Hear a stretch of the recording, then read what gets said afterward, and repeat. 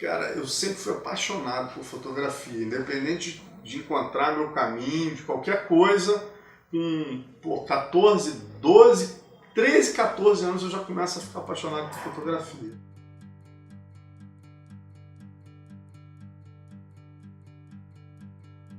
Né? Aí eu começo a comprar aquela máquina Love, que vocês não pegaram, a tua geração, era uma máquina plástica que tinha um filme dentro, você tirava as fotos e revelava. Então, pô, eu ia pro Floresta da Tijuca, Pico da Tijuca, dormia no Pico da Tijuca, era fissurado em pegar pôr do sol e tal. Por exemplo, Rock in Rio 1, eu tinha 14 anos, era proibido levar máquina fotográfica, você pode ver que tem pouquíssimos registros. É difícil você ver a pessoa com registro. Ah, olha a minha foto no Rock in Rio. Foto do Rock in Rio é só de profissional que entrava autorizado com máquina. Eu era viciado, levei minha Love, tem vários registros do Rock in Rio 1, entendeu? Porque o negócio não apitava, né, para a loja, era de plástico. Mas em suma, e por ser muito ligado à natureza, eu tinha essa paixão por fotografar. Aí resolvi fazer um curso de fotografia, né, no Senac. Como eu já gostava muito, eu tinha uma máquina Olympus Trip, que era uma máquina bem pequenininha. Eu falei, pô, quero ter uma reflex, era o meu sonho. Aí eu fui, fiz um curso no Senac, profissionalizante, curso de 3 meses, você aprendia a revelar, né, fotografar, ampliar, era um curso, era difícil entrar nesse curso, ele era gratuito aqui no Marechal Floriano. Coincidentemente, o tatame que eu viria trabalhar anos depois é na frente, cara, o escritório é 50 metros na frente, assim. Mas em suma, e foi muito importante isso para eu achar meus caminhos. Nunca imaginava, né, que eu ia trabalhar com foto, eu fazia de hobby.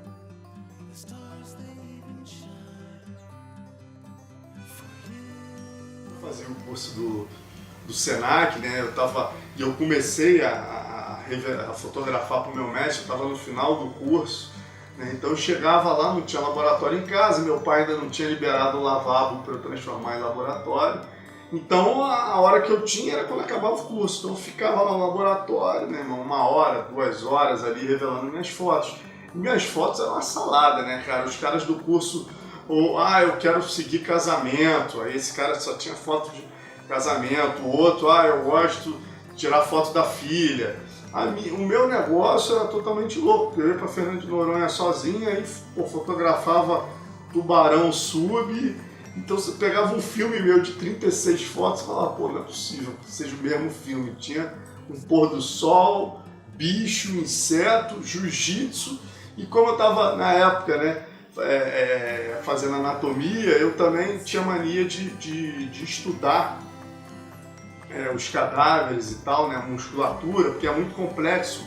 Pode parecer estranho, mas, por exemplo, antebraço é um negócio de maluco, né, cara? Tem 20 e tantos músculos e tem detalhes. Na hora da prova prática, o cara bota uma agulha. Então você tem que saber qual o pronador, entendeu? É dificílimo. Então o que eu fazia? Eu fotografava os cadáveres. A menina, eu tô lá revelando a foto, botei lá minhas fotos secando, aí entra a menina que tinha acabado de ter um filho fazendo foto, revelando foto do batismo, um monte de defunto lá pendurado, secando, a mulher ficou louca. Meu Deus, não pode ter isso aqui. Uma afronta, não sei o que, fui reclamar com o diretor do curso, eu tive que segurar a minha onda, não podia mais revelar qualquer coisa.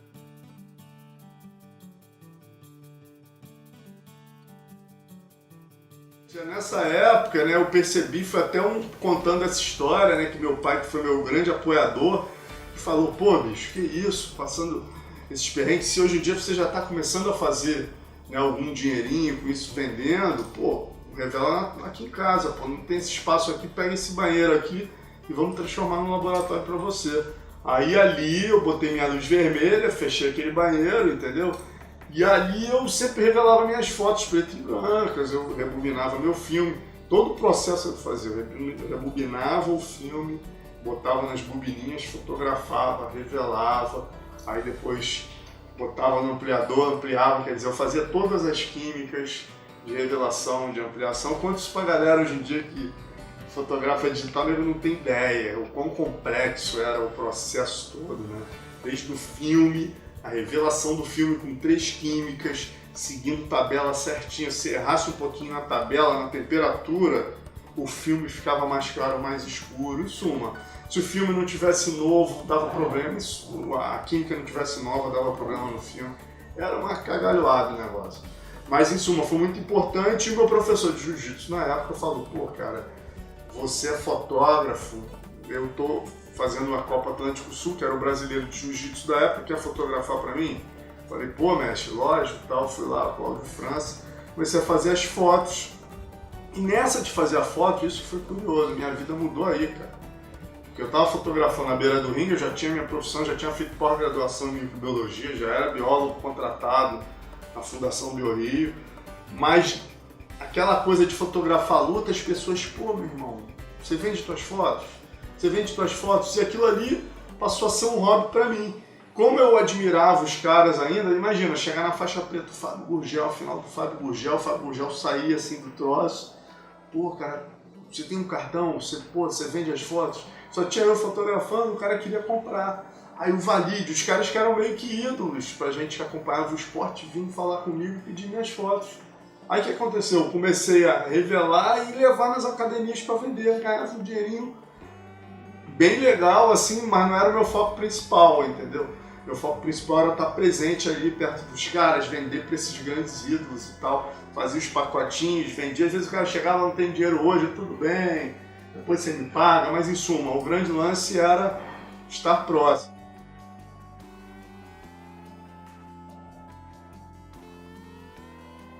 A revista Kiai precisou de foi na minha academia pedir para o meu mestre imagens da Copa Atlântico Sul e o cara falou, pô, meu aluno faz. Aí ele, pô, deixa eu ver tuas fotos, pô, gostei das tuas fotos.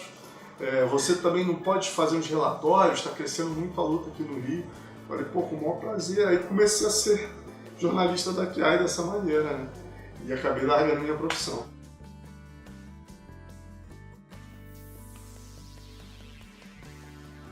Obviamente o lado profissional, não posso também dizer, eu apostei 100% só no esporte que ia crescer. Não, eu também percebi um nicho de mercado, e isso é importante até para nós jornalistas, né? No caso de uma faculdade, eu acho que é um relato interessante, que eu percebi o seguinte, havia ali, cara, um nicho de mercado absolutamente inexplorado de interesse internacional, entendeu? Eu comecei a perceber, pô, nós temos os maiores lutadores do mundo, existem revistas enormes no Japão, nos Estados Unidos, sedentas por serem apresentadas a esses atletas. E não tem ninguém fazendo isso. Então eu falei, pô, cara, esse é o caminho. Vou investir, depois que a Kiai abriu meu horizonte, eu percebi que eu podia escrever, né? Eu sabia escrever em inglês também, tinha morado nos Estados Unidos, quer dizer, eu percebi que eu podia fotografar e escrever, isso sempre foi uma preocupação muito grande como jornalista. A minha geração, quando eu estudava na faixa, eu era até um pouco criticado, o pessoal falava, cara, você tem que buscar, eu vi muitos professores falando isso, se você não buscar um foco, você não vai fazer nada bem, ou você é escritor. Essa era a máxima do jornalismo nos anos 80 e 90. Ou você é escritor, ou você é fotógrafo. Ou você é videomaker. Você não pode ser os três, senão tu não vai fazer nada bem, meu irmão. E eu desconstruí isso na minha cabeça. Eu falei, não, eu acho que para eu prosperar na área que eu escolhi, se eu não fizer tudo bem, eu vou ser mais um. Então, como eu já fotografava, eu comecei a tentar escrever melhor. Vim para a faixa. Me matriculei na faculdade de jornalismo. Não precisava, eu já era editor da Tatame na época, vim aqui fazer jornalismo. A parte de vídeo, eu comecei a perceber que era um filão, comecei a me especializar. Em suma, eu abri os horizontes, o leque. E com relação às revistas internacionais, eu comecei a perceber que, pô, meu irmão, os maiores lutadores estão no Brasil. Lá fora existe uma demanda enorme. A Kakutoga Tsushin, que era a maior revista do Japão, pô, revista super capitalizada, Full Contact Fighter nos Estados Unidos, Budô. Nessas viagens eu comecei a fazer conexões com os editores e os caras, pô, meu irmão, te interessa eu mandar todo mês foto e reportagem? Porra, por favor. Então o que eu fazia para a Kiai, eu comecei a fazer com as maiores revistas do mundo. Eu virei uma agência de luta em 1995, cara. Eu era uma agência de luta. A Tatame, muita gente pensava que eu vivia da Tatame. A Tatame não era 20% do meu rendimento. Se fosse pelo mercado brasileiro, eu tinha que ter voltado para a biologia quando entrou em crise, entendeu? O que me sustentou durante 16 anos foi o Japão. Eu comecei a trabalhar, essa revista é bi-weekly, né? Era de 15 em 15 dias ela saía. Então tudo que eu fazia aqui para as minhas revistas brasileiras, eu já pensava no foco lá. E a revista brasileira acabava se dando bem, porque quem me pagava para ir para Curitiba, cobrir a Shootbox, era a Capital de Sushi, e isso acabava gerando boas capas para Tatame.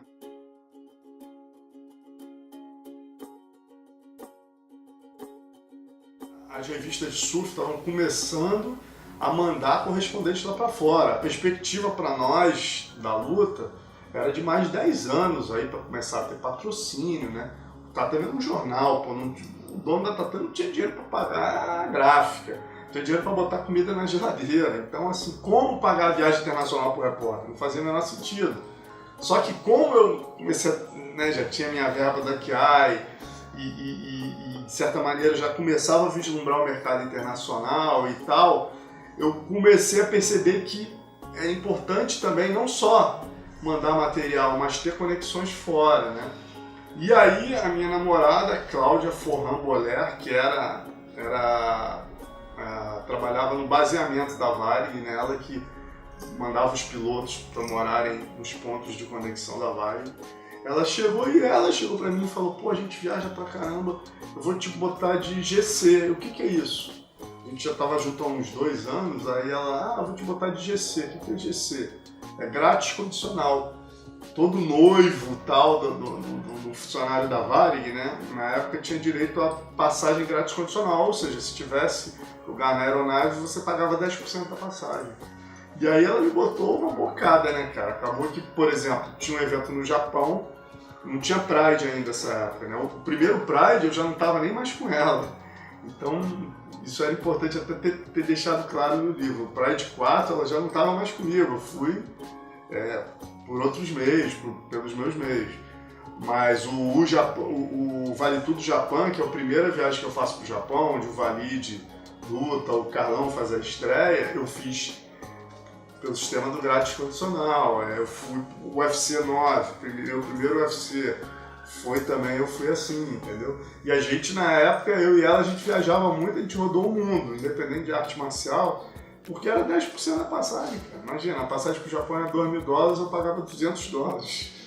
Entendeu? Isso acabou sendo muito bom, e o que é legal que eu conto no livro, e o Lucas já me reconheceu isso, já me confidenciou isso, o pessoal da Grace começou a existir uma rivalidade muito grande entre Grace e Tatame, né?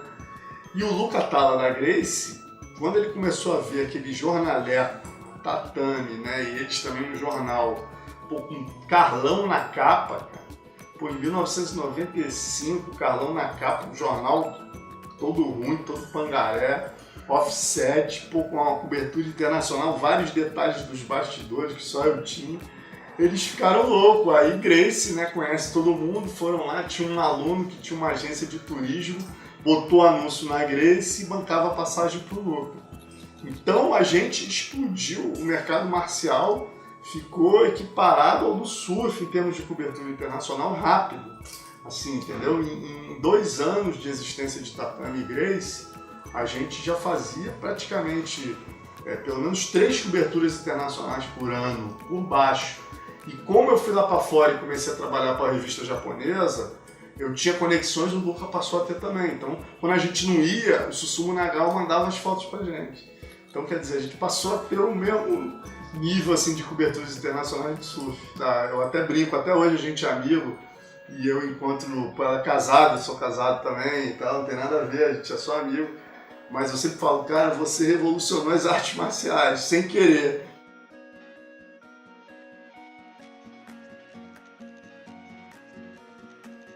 Eu não tinha a ideia exata do que isso representaria, né? Mas é muito legal saber que isso foi importante de certa maneira, né? Esse registro meu, do Nagal, do meu grande amigo Oswaldo Gomes da Rosa, Paquetá, né? Que filmava também ali na beirinha. Isso foi muito legal aí para ajudar na memória, né? O registro de memória do esporte que hoje em dia explodiu. É muito legal ter podido, por exemplo, pegar o Vitor Belfort, né, e ver esse esporte nascer. Era muito legal na minha época, porque a gente era muito próximo, né? Hoje, como é o jornalismo marcial. Ele é muito próximo do futebol. Existe uma distância, os lutadores são... Existe uma distância entre os lutadores e os jornalistas. Na minha época, pô, os caras praticamente falavam, meu irmão, seja bem-vindo, só tem você e o Luca, entendeu?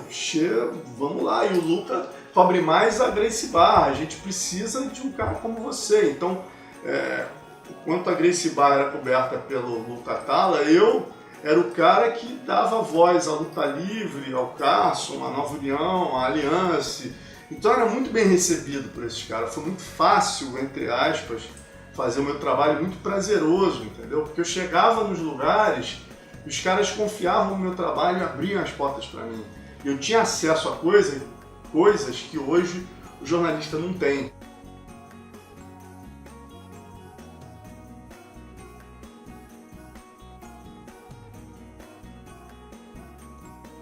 Essa história é aquela do sou brasileiro, não me rendo nunca, né?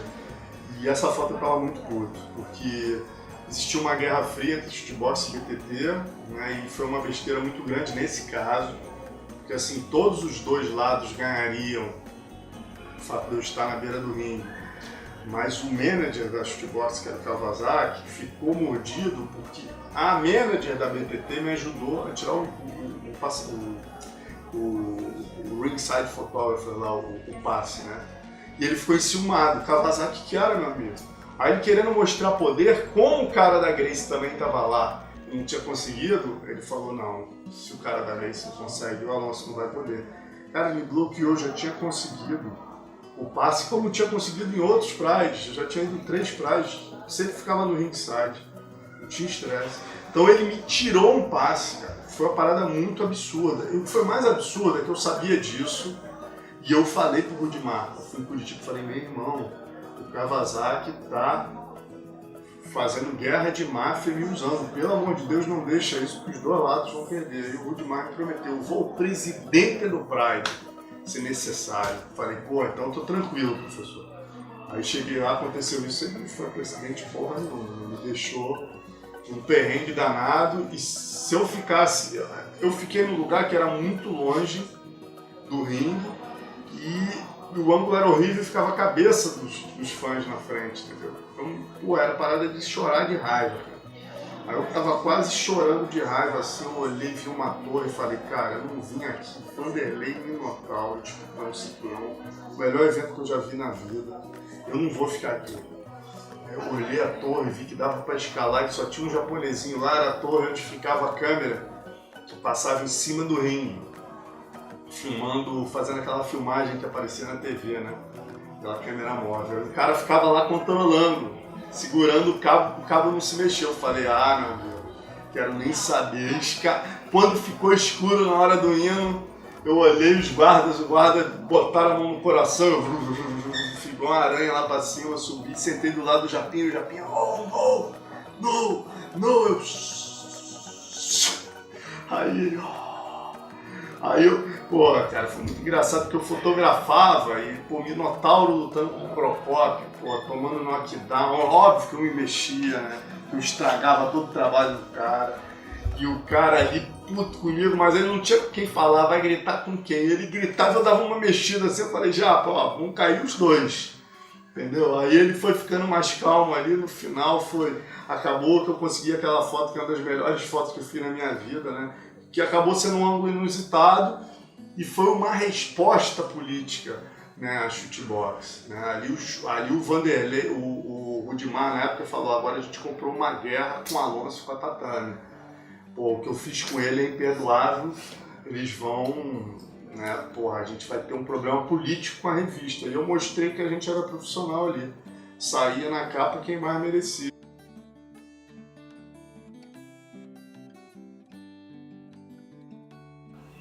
Essa história aí é o tipo da coisa que é o seguinte, né? O jornalismo, até contei isso no livro, isso é altamente politicamente incorreto, né? Você não deve contar isso nas salas de aula, nada politicamente correto, mas é como o jornalismo funciona, né? Entendeu? Eu falei, eu preciso contar isso até para as pessoas que estão vivendo jornalismo. Eu podia chegar ali e só contar as histórias boas, das minhas vitórias. Eu falei, não, o legal é contar as derrotas, né? E essa foi, entre aspas, uma derrota. Porque, poxa, na verdade ali eu pensei o lado A e você fala, pô, você foi antiético. Não, né, contando a história que ocorreu. Os japoneses me pediram com um prazo muito exíguo, né, a revista saía de 15 em 15 dias, e no caso a gente tinha, nessa matéria específica, eu não lembro o motivo, eu conto no livro, mas eu tinha tipo assim 6 dias para entregar a matéria. E pela primeira vez, eu vendia as matérias que eu achava legais, né? E a minha ideia era mostrar o fôlego no pequeno, que ele era um grande mergulhador. Só que eu precisava de condições boas de mar, e eu tinha 6 dias. Eu sabia que eu corria esse risco, mas vendia a matéria, os caras adoraram. Falaram, pô, o cara vai estar com rumo na SAT, vamos separar 4 páginas pra você. Demais isso, o cara mergulhador, pô, que fôlego, não sei o que, beleza, fomos pra praia. E eu não tava mentindo ali, porque eu sabia que o pequeno é um... Eu já saí com o pequeno pra mergulhar e ele realmente é pescador. Só que a gente chegou lá esse dia, né, e pô, deu um azar, cara.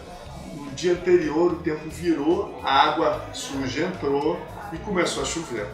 Então eu já sabia, por experiência, que ia complicar, né? Quando a gente chegou lá e viu a condição, o pequeno ainda tentou, entrou com a máquina. Aí eu comecei a fotografar ele, mas cara, ele não conseguia ver um palmo. Aí não ia sair peixe, eu sei que ele pescava peixe. Essa é a questão principal. Aí você fala, porra, se armou uma situação, eu não estou armando uma mentira. O cara de fato era um pescador, inclusive quando ele começa a pescar, né? Quando ele começa a lutar, ele pescava polvo todo dia. A história dele era de pescador mesmo, de caçador.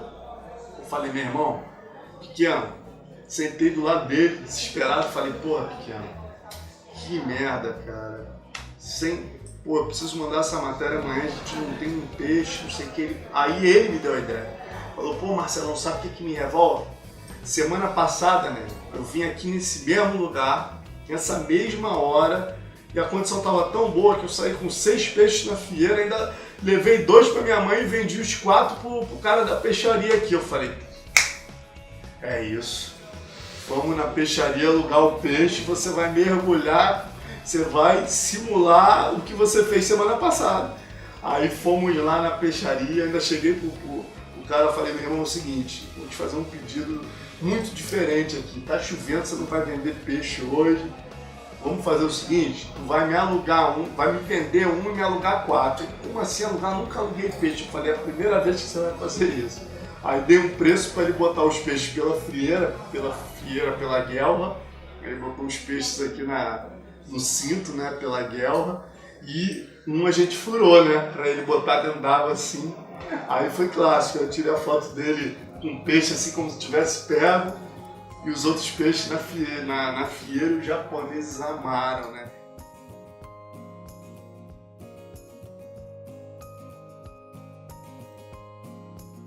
E em Belém, né, isso é uma outra coisa que nós fotógrafos temos que lidar, ainda mais quando você se aproxima do lutador, a mulher dele chegou, pô, Alan, só quero te pedir um favor. Para com esse assunto de urina, que isso tá demais, em todo lugar que a gente vai fica falando que o outro bebe xixi. Eu falei, poxa, o nome dela? Fabiola. Falei, pô, Fabiola, isso é uma das coisas mais importantes para mim, Fabiola, essa foto é muito importante. Eu vim aqui fazer o dossiê Machida, vai ser capa da Tatame, vai ser capa da Kakuto Tsushin, vai ser destaque na Fighter Zone também. Eu tô aqui 4 dias para pegar tudo do Lyoto, que ninguém pegou ainda, e pegar a intimidade dele. Como é que eu não vou falar disso, Fabiola? Ela foi insistindo, a gente meio que não chegou a um consenso, mas ela deixou claro que não queria mais esse assunto.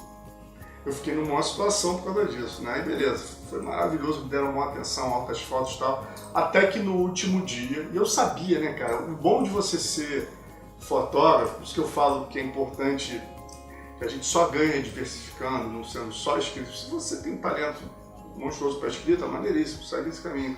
Mas se você consegue dar uma diversificada, é importante que você tenha uma visão editorial que só vai te ajudar. Nesse caso, cada matéria que eu fazia, eu chegava com a visão do editor, eu era editor da revista, eu sabia do que eu precisava para a capa, do que ia me dar um unboxing, do que ia me dar um destaque, como eu ia abrir a matéria. Cada lance que eu estava fotografando, eu já tinha na cabeça o que eu ia usar. Pô, isso aqui é a cara do Japão, vou abrir a matéria para essa foto, isso aqui é a capa da Tatame, em suma. Mas eu sempre chegava com essa visão. E a urina, a foto da urina era a única que eu sabia que ia ser destaque em todos. Todo lugar que eu mostrasse essa foto ia dar destaque para isso. E eu fiquei muito amigo do pai do Lyoto, a gente almoçando lá.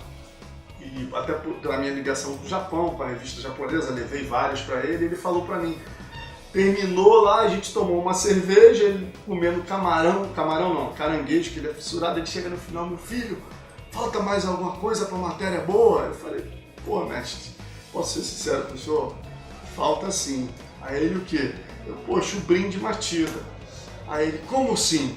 Falei, pô, o senhor e o Lyoto, pô, é muito importante a foto do senhor com o Lyoto com xixi. Vocês fazem urinoterapia, a gente falou disso na matéria, o senhor disse por que da urinoterapia, de onde veio, e eu não tenho essa foto, mas por que não tem? Então é agora! Aí ele vai lá, o Lyoto já saindo com a esposa me olhou com uma cara. Ele vai lá, Lyoto, vai banheiro, xixi! Aí o Lyoto foi pro banheiro, cara.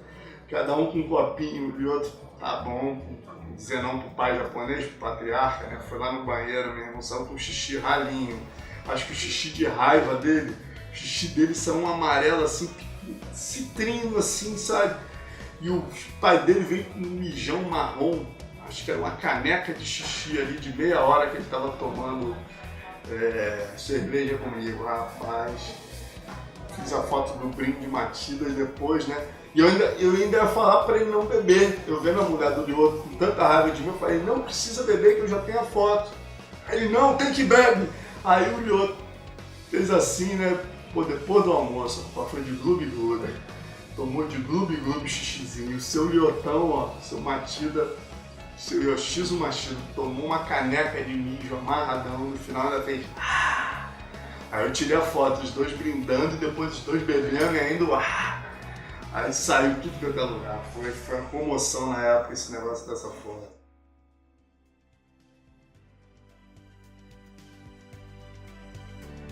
Então isso foi uma coisa bem importante, o fato de estar ali, né? E era essa loucura, eu conto hoje, tem até outro dia o Adriano do Combate.com chegou pra mim e falou, ele leu o livro e falou, porra, Alonso, que mole você deu, hein? O negócio do Marco Ruas, a história lá do Marco Ruas, eu assinei a matéria e dei a fita. Eu falei, Adriano, você tem que colocar em perspectiva, cara. Hoje em dia você chega no Combate.com, você tem carteira assinada, meu irmão. Vocês têm escala de quem vai para os Estados Unidos, meu camarada. Entendeu? Vocês têm um chefe, vocês têm respeito. Hoje em dia o Combate.com, o Russo foi no Combate News me falou uma coisa que eu fiquei impressionado. O vídeo mais assistido da história da Globo.com é a Ronda com a Holly Holm, cara. Entendeu? Parece que a terceira, o MMA só perde. Olha que coisa linda, eu queria tanto poder falar isso na época que eu estudava aqui, cara. Que eu dizia isso, as pessoas falavam que eu era maluco. Porra, cara, hoje o MMA só perde no Globo.com, site, né, se não me engano, o mais acessado, o segundo mais acessado do Brasil, só perde para Corinthians e Flamengo. A gente ganha de todos os times de futebol. A gente só perde para Corinthians e Flamengo.